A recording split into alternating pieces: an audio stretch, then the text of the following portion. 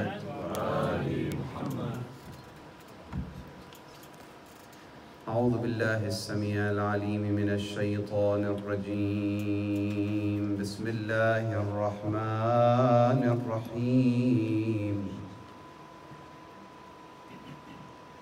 صلى الله عليك يا سيدي ويا مولاي يا رسول الله.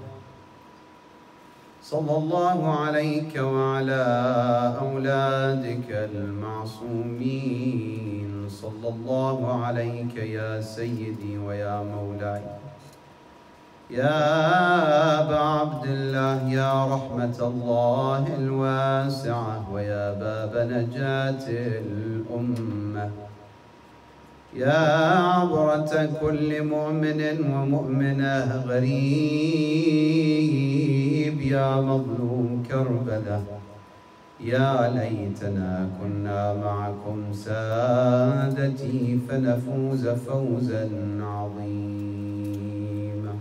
طيبوا أفواهكم بذكر محمد وآل محمد. اللهم صل على محمد وآل محمد.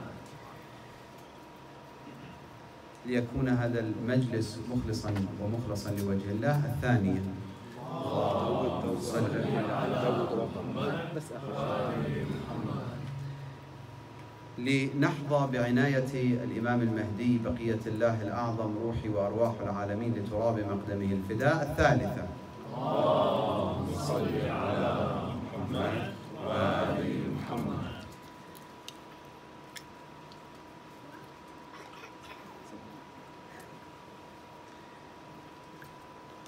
في رواية عن الإمام زين العابدين dans un propos de l'imam Zayn al-Abidin alayhi salam, il dit ما من عمل بعد معرفة الله جل وعز ومعرفة رسول الله أفضل من بغض الدنيا. Après avoir connu et accepté l'unicité de Dieu,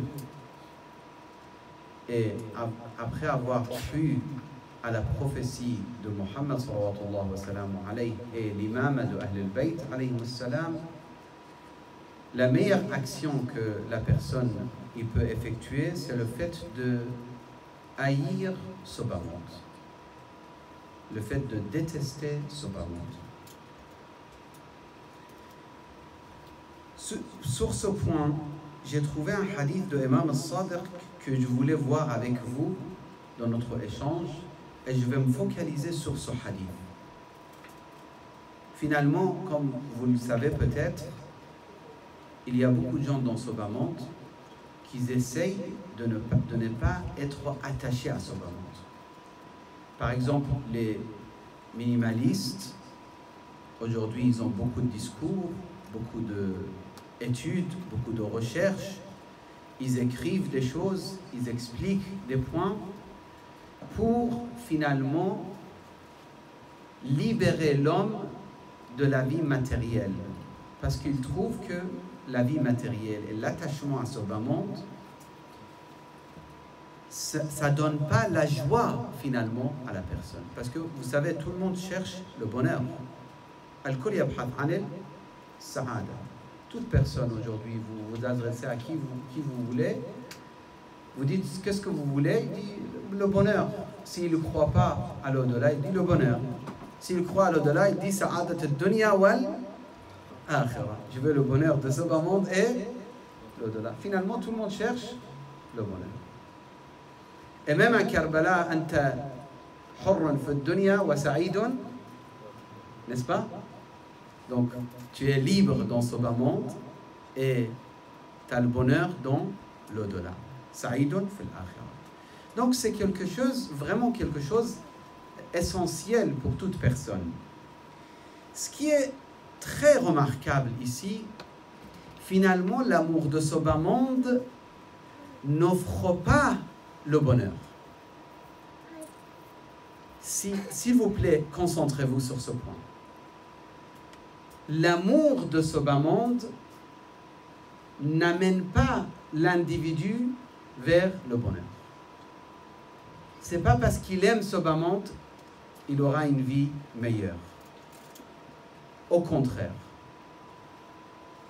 Le bonheur est accordé à celui qui s'est détaché de ce bas monde. Le bonheur de ce bas monde, je parle même pas de l'au-delà. C'est pour ça, dans mes échanges avec quelqu'un qui a un certain très bon degré d'études universitaires, il me parlait de minimalistes. Je dis, c'est vrai, ils ont compris que finalement, si dans votre armoire, par exemple pour une femme, il y a 250 manteaux, c'est pas, ça ramène pas le bonheur, au contraire, ça ramène une souffrance. Si elle veut déménager, viens ramasser 250 manteaux. Le fait d'avoir 5 modèles de salon à la maison n'offre pas à la personne le bonheur. Parce que s'il y a quelque chose qui change et que tu veux quitter Ottawa pour venir à Montréal ou le contraire, laisse tomber. C'est vrai, c'est une idée vraie que les minimalistes, ils ont compris finalement que le bonheur n'est pas dans le fait d'obtenir et d'avoir beaucoup de choses. Plutôt, c'est de se détacher. Mais, attention s'il vous plaît, frères et sœurs, écoutez bien ce point. Mais les minimalistes, ils veulent ça, ils te donnent ces conseils parce qu'ils veulent que tu aies la joie dans ce bas monde. Ils ne cherchent pas à offrir quelque chose d'autre que ça. Ils ne pensent pas à l'au-delà. Donc, détache-toi de tes affaires qui ne sont pas utiles pour avoir une belle vie dans ce bas monde. Al-Ajib, Al-Ajib, Al-Ajib, ce qui est très étrange, Ahl al-Bayt alayhim salam, ils veulent nous offrir le bonheur de ce bas monde, mais également, dites-moi, de l'au-delà. يعني سعيد الدنيا نعم. Oui, les minimalistes, rapidement, c'est ceux qui cherchent à avoir le minimum possible des choses. Par exemple, d'avoir 5 iPads, c'est pas la peine. D'avoir 5 portables, c'est pas la peine. D'avoir 5 voitures, c'est trop. D'avoir beaucoup de chaussures, c'est trop. Non, c'est pas la peine, etc.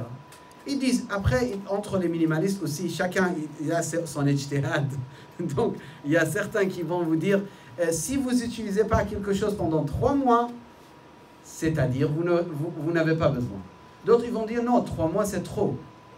Si vous ne l'utilisez pas pendant 1 mois, non, l'autre, il va dire, non, ça dépend des choses. Il y a des choses qu'on peut ne pas l'utiliser pendant 1 an, etc. Je ne vais pas rentrer dans les détails, ça, c'est des études. Avant que les minimalistes commencent à réfléchir, à donner leurs règles, etc., Amir al-Mu'minin, Imam al-Sadiq, alayhi salam, ils nous ont déjà expliqué ces points-là. Alaykoum salam. Donc, je vais vous lire maintenant le hadith. Vous voyez quel genre de cadeau Ahl al-Bayt ils nous ont offert et nous, on ne comprend pas la valeur. Hier, à la mosquée de Ahl al-Bayt, ici, à Montréal, j'ai raconté l'histoire que Samah al-Sheikh, là-bas, il m'a raconté à la mosquée. Un homme de Mauritanie, si je ne me trompe pas, il est venu devant la mosquée de Ahl al-Bayt en regardant comme ça. Après, le cheikh lui dit, tu veux prier? Il a dit, non, moi je regarde le nom de Ahl al-Bayt, je me dis combien nous sommes les sunnites injustes envers Ahl al-Bayt.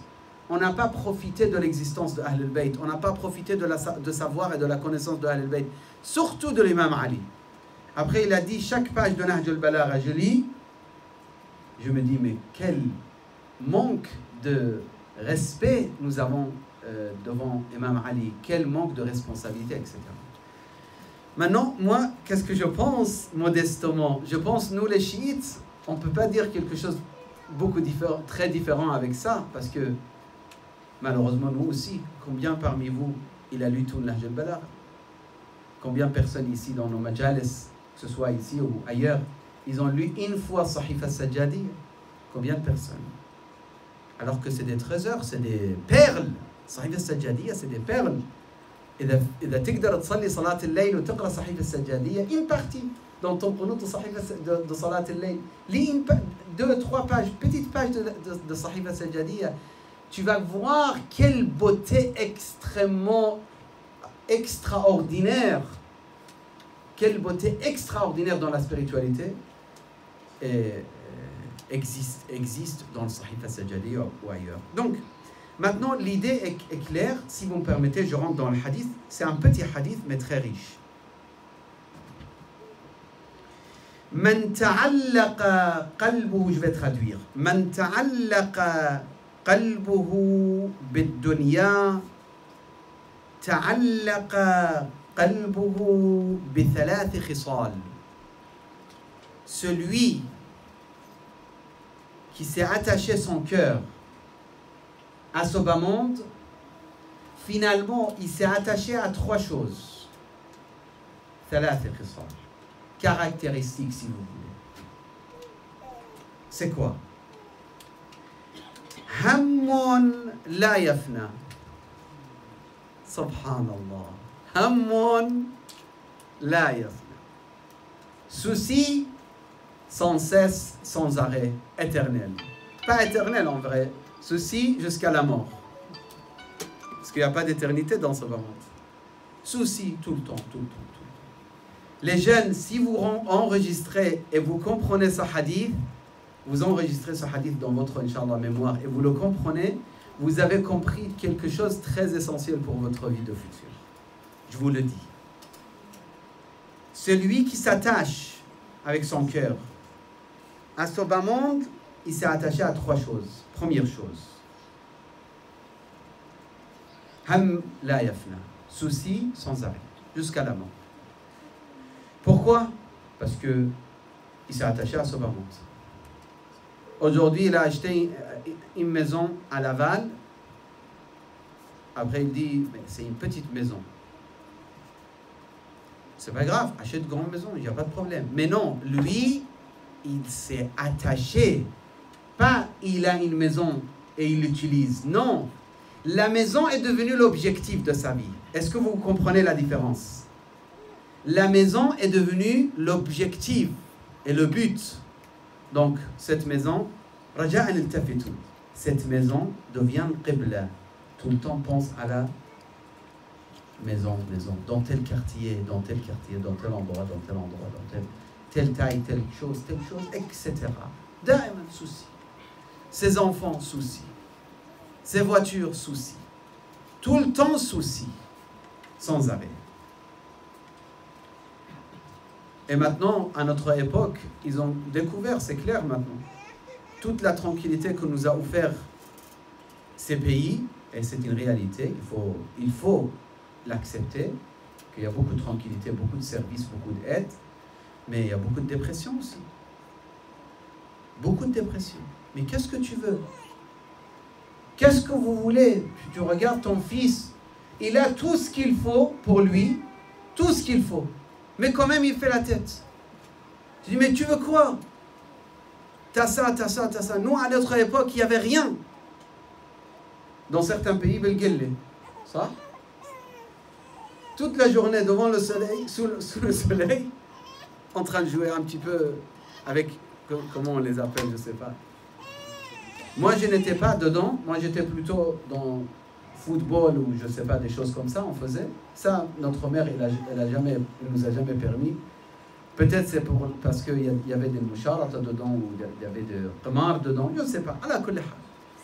Mais les enfants, ils jouaient, un ballon tu donnes et ça y est. Aujourd'hui, les enfants, ils ont un meilleur vélo, ils ont un iPad, ils ont un deuxième iPad, ils ont un ordinateur. Chaque enfant, il a tout ce qu'il faut. نحن ordinateur واحد بالبيت عيد. Ham la yafna. Et à chaque fois que tu donnes plus à ton fils ou à ta fille, tu es en train de plonger tes enfants dans cette malheureusement sensation de vouloir plus et plus et plus. Ham la yafna. Tout le temps souci. Tu dis, mais mon fils, qu'est-ce que tu as? Pourquoi tu es triste? Ma fille, pourquoi tu es triste? 2. Wa amal la yudrak. Espoir impossible à atteindre. J'ai répété l'année dernière, je vous ai dit, plusieurs fois je demandais aux jeunes, qu'est-ce que vous aimez avoir dans la vie? Bon travail, belle maison, une bonne femme, les jeunes hommes. Tous, belle voiture, grande maison une femme et bon travail, etc. Une femme que j'aime, etc. C'est ça, l'espoir. بعدين يصير عنده صار عنده Allah lui donne. Non, bon travail, je ne voulais pas dire ça. Je voulais dire double que ça. Allah ya'ti. Allah lui donne. Je veux plus la maison, mieux, etc. Pourquoi? Amal la yudrak. Parce que nous, malheureusement, on n'a pas mis dans notre tête et celle de nos enfants que le but final, c'est pas de dunya. Ya habibi. C'est pour ça, il y a des enfants, ils disent, le pauvre Imam al-Hussein, il est tombé martyr. Jusqu'au jour, le pauvre. Et pour eux, victoire, c'est-à-dire rester en vie avec un château comme un prince et princesse. C'est ça la victoire. Dans les dessins animés, dans les films. C'est qui le victorieux? C'est qui le victoire? C'est qui a une victoire? C'est lui qui est en vie, avec une richesse, avec une maison, avec c'est ça. Parce que on a cru que tout est là, alors que tout est ailleurs. Je vous raconte une petite histoire. Sallu ala Muhammad wa ala Muhammad.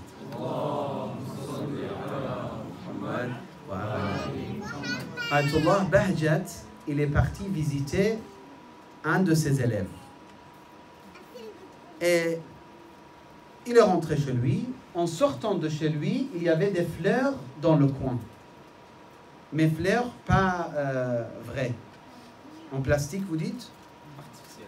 Artificielles, pour juste décoration. Des fleurs comme ça, dans le coin. Cheikh Bahjat, il s'est adressé au fils de propriétaire de la maison, au fils de cheikh qu'il était, justement le propriétaire de la maison. Il lui a dit, est-ce que tu as donné de l'eau à ces fleurs? Cheikh Bahjat, il pose cette question, la personne, le jeune homme, il dit, Hajara, c'est-à-dire, Shaykhana, c'est des fleurs en plastique, on ne donne pas de l'eau. Mais il ne dit pas en plastique, il dit masnoui. En perse, masnoui, c'est-à-dire fabriqué. Ce n'est pas réel. Est-ce que vous voyez? Et là, Cheikh Bahjat, il profite de l'occasion parce qu'il savait que c'est des fleurs fabriquées et pas les vraies fleurs. Il dit Ad-dunya, tout ce bas monde est fabriqué. La vérité est là-bas. La vérité est là-bas. Donc toi, tu te focalises pour ici, tu te focalises pour le bonheur d'ici, tu fais des péchés pour atteindre tes bonheurs ici, tu es en train de perdre là-bas. وَمَا الْحَيَاةُ الدُّنْيَا إِلَّا لَهْوٌ وَلَعِبٌ وَإِنَّ الْآخِرَةَ لَهِيَ الْحَيَوَانِ. Hayawan, c'est-à-dire la vraie vie. Parce que là, on dit hayawan, des fois ils croient que c'est l'animal, n'est-ce pas? Alors que le verset, il parle de la vraie vie. La vraie vie est là-bas. Ici, c'est la vraie, ce n'est pas la vraie vie. C'est justement la vie temporelle, la vie éphémère, la vie fabriquée. Et maintenant, vous comprenez pourquoi c'est dommage de blesser quelqu'un avec tes phrases. Pourquoi c'est dommage de te croire quelque chose. Pourquoi c'est dommage de se vanter devant les gens. Pourquoi c'est dommage de se considérer le centre de quelque chose?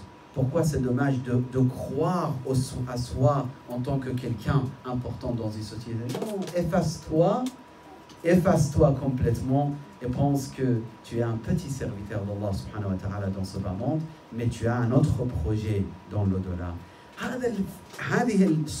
Cette image, si quelqu'un il comprend cette image, il a tout compris. Et dernier point, je vous dis une chose. Est-ce que vous connaissez les poésies de Omar ibn Saad? Qui connaissent parmi les jeunes les poésies de Omar ibn Saad? Est-ce que vous savez déjà Omar ibn Saad qui était? Ça, je pense, la majorité, ils savent. C'était le chef des soldats de Yazid et de Ubaydullah ibn Ziyad face à Imam al-Hussein. Omar ibn Saad, il était très perturbé. Est-ce que je tue l'imam al-Hussein et j'obtiens le royaume de Ray, sud de Téhéran, ou je laisse tomber le royaume. Je laisse tomber, mais moi, je ne tue pas le fils de prophète. Et c'est très connu. أو مقهورا بقتل حسين يقولون إن الله خالق جنة ونار وتعذيب وغل يدين. Ils disent que Allah a créé l'enfer, ils disent Allah a créé le paradis, mais on ne sait pas. Aujourd'hui, moi je veux le royaume, je veux le plaisir, je veux les désirs, je veux la richesse, je veux les canises, je veux les servantes, je veux tout ça autour de moi. J'ai choisi ça. Et il a choisi d'être face à Imam al-Hussein. Assalamu alayka ya Aba Abdullah. Imam al-Hussein, il lui dit, oh Omar ibn Saad, ne prends pas cette responsabilité. Juste avant Ashura. Il dit, mais si je ne le fais pas, ils vont détruire ma maison. Imam al-Hussein lui dit, je te donne une autre maison. Ahl-Bayt, ils étaient riches, ils n'étaient pas pauvres. Mais ils n'étaient pas attachés. Ils n'étaient pas pauvres, ne crois pas, Ahl-Bayt, ils étaient pauvres en train de marcher entre les gens. S'il vous plaît, donnez-moi un peu de manger, j'ai rien à manger. Mustahil. Amir al-Mu'minin, il a libéré des centaines, même des milliers des esclaves en donnant à chacun puits et terrain. تصور حسب انت كل بير مع نخل. Chaque puits avec plein de palmiers. Combien de fortune il avait Amir al-Mu'minin, mais il gardait rien, c'est ça. Donc, Imam Hussein lui dit, je te donne une autre maison. Il dit, je ne sais pas quoi, ils font quoi avec Day'ati, avec mes jardins, mes basatines. L'imam lui dit, je te donne un autre. Après, il a vu, non, cette personne, ça y est, il a décidé. Il a choisi, il veut tuer Hussein ibn Ali pour obtenir le dunya. Shabab, isma'ouni jayyida. Akhwatan wa akhawat. Chaque péché qui est devant vous, posez-vous la question. Tu choisis l'imam al-Mahdi ou tu choisis al-nafs al-ammara bis-sou? Tu choisis tariq Ahl al-Bayt? C'est même pas la peine que je te donne et je te cite les péchés. Tu sais déjà c'est quoi? Quels sont les péchés? Ay dhanb yu'rad alayk shabab. Pose-toi cette question. Tu veux satisfaire Sahib al-Zaman? Tu veux être l'homme de Dieu ou l'homme de Shaytan? C'est pour ça, Al-Hur, il a choisi. Inni ukhayyiru nafsi. Dites-moi. Bayn al-Jannati. Je me trouve entre l'enfer et le paradis. Wa wallahi la akhtaru ala al-Jannati shay'a. Je ne choisis pas autre que le paradis.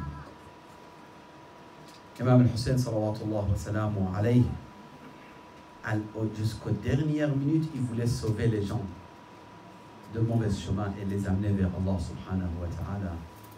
Imam al-Hussein, il est victorieux. La vraie victoire est accordée à Imam al-Hussein. C'est pour ça ils disent dans Arbab al-Maqatil, ils disent les derniers moments, Imam al-Hussein, il avait le visage lumineux. À chaque fois qu'il s'approchait de martyr, de shahada, il était encore plus lumineux son visage et joyeux. Il était comme ça en train de souffrir. Pourquoi tu me tues? Ou nadman, ou abadan. Il n'y a pas de regret. Il n'y a pas de regret. Qui que ce soit, aïe alim, akbar alim bil alam, khali yitkallam, ana al-abd al-faqir, je lui donne des arguments. Ahl al-Bayt, ils ne regrettent jamais leur choix. Ce sont des infaillibles. Ils ont su qu'est-ce qu'ils ont choisi. C'est difficile, oui. Mais c'était leur choix. Assalamu alayka ya Aba Abdullah wa ala al-arwah allati hallat bifinaik alayka minni salam Allah abadan ma baqi وبقي الليل والنهار. On y va ensemble voir Imam al-Hussein lorsqu'il quittait la Médine. Il se préparait pour quitter Médine Jaddi Rasulullah. Il est parti vers Qabr al-Rasoul, vers le mausolée de Rasoulillah. Oh grand-père, Ya Rasoul Allah, je vais quitter Médine. Je vais vous suivre, Ya Rasoul Allah. Il savait, Imam al-Hussein, que ça y est, c'est proche le martyr de Karbala.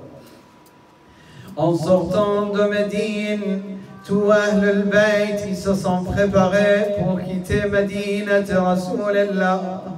À un moment, une petite fille, l'histoire le relate, qui était une des filles de Imam al-Hussein, elle était malade. Elle est restée à Médine, elle est venue vers Imam al-Hussein. Ya Hussein, pourquoi tu ne m'amènes pas avec toi?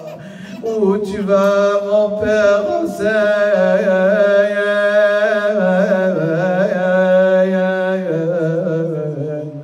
Cette petite fille, elle ne pouvait pas venir avec Imam al-Hussein. Pourquoi? Parce qu'elle était malade, elle est restée. L'histoire nous relate, il y avait un autre fils, Sukaina, le jour de Ashura, après le martyr de Imam al-Hussein. Elle était en train de courir, s'enfuir des ennemis de Dieu qui frappaient les enfants, de Hussein, qui frappaient les enfants de Ahl-al-Bayt sans pitié. Assalamu alaykum. À un moment, ils disent que Sayyida Zainab, elle a vu Sukaina, elle n'était pas là, elle la cherche, elle voit. Sukaina, elle est partie vers le corps de Hussein. Qu'est-ce qu'elle nous raconte, Sukaina? Elle a entendu de voix qui disaient Shi'ati ma'en sharibtum adhaba ma'en fadhkuruni. Lorsque vous buvez de l'eau, rappelez-vous de Hussein. أو سمعتم بقتيل أو ذبيح فاندبوني فأنا الصبط الذي من غير جرم قتلوني. Ils ont tué mon fils dans mes bras. وبجرد الخيل بعد القتل عمدا سحقوني. ليتكم في يوم عاشوراء جميعا تنظروني. Si on avait la possibilité de voir Karbala, maintenant tu peux fermer tes yeux et partir à Karbala, regarder des scènes que Imam al-Hussein nous explique. ليتكم في يوم عاشوراء جميعا تنظروني. Qu'est-ce qu'on pouvait voir le jour de Karbala si on était là-bas? كيف أستسقي لطفلي فأبوا أن يرحموني. Je demandais de l'eau pour mon fils Abdullah al-Radi'. Ils ont refusé de donner de l'eau à mon fils Abdullah alors qu'il avait quelques mois. Et en réponse, qu'est-ce qu'ils ont donné au lieu de donner de l'eau? كيف أستسقي لطفلي. يا عاشق الحسين، انظر إلى الطفل الرضيع بين يدي الحسين. كيف أستسقي لطفلي فأبوا أن يرحموني وسقوه سهم بغي.